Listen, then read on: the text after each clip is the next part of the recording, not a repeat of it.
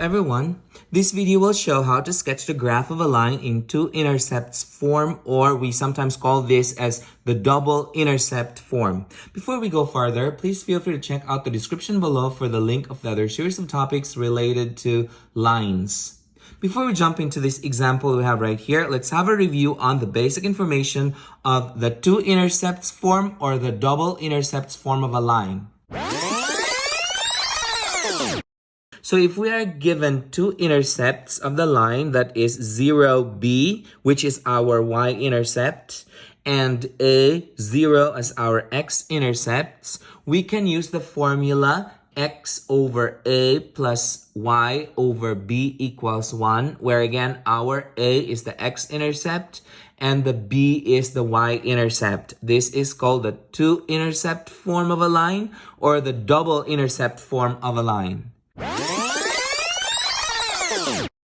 Okay, going back to the example right here, we're supposed to sketch the graph of a line x over 4 plus y over negative 5. We remember that the denominator of the x is our x-intercept and the denominator of the y is the y-intercept. So I'm going to go ahead and write that down here.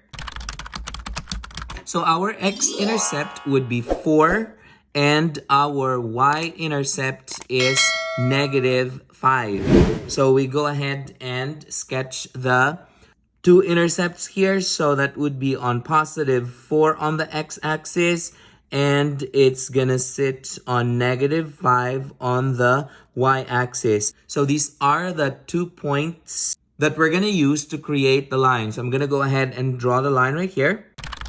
So that's how pretty straightforward is the two-intercepts form of a line. So this is the line for this equation up there. Now let's move on to the next example. At this time, I would encourage you to pause this video and try this problem out on your own. And when you're done, unpause it and check your answer.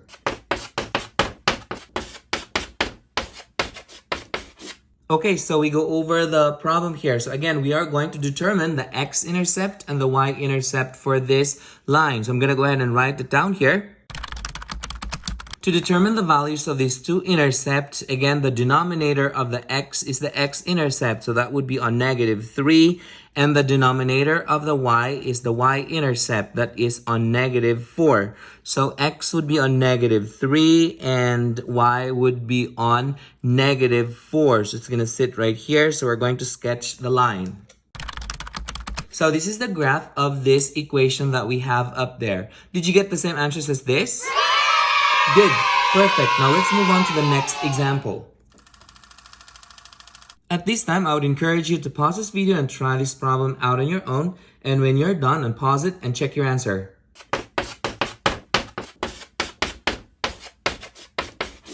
Okay, so we go over the problem here. Again, we're supposed to determine the x-intercepts and the y-intercepts for this equation. So I'm going to go ahead and write it down here.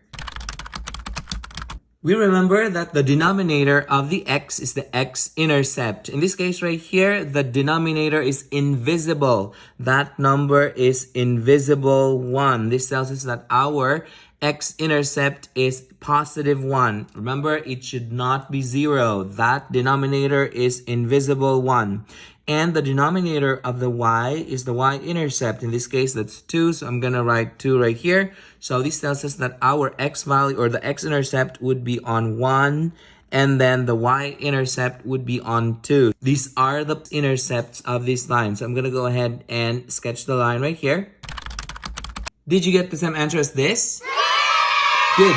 Perfect. If you find this video helpful, hit like and subscribe for more math videos. See ya!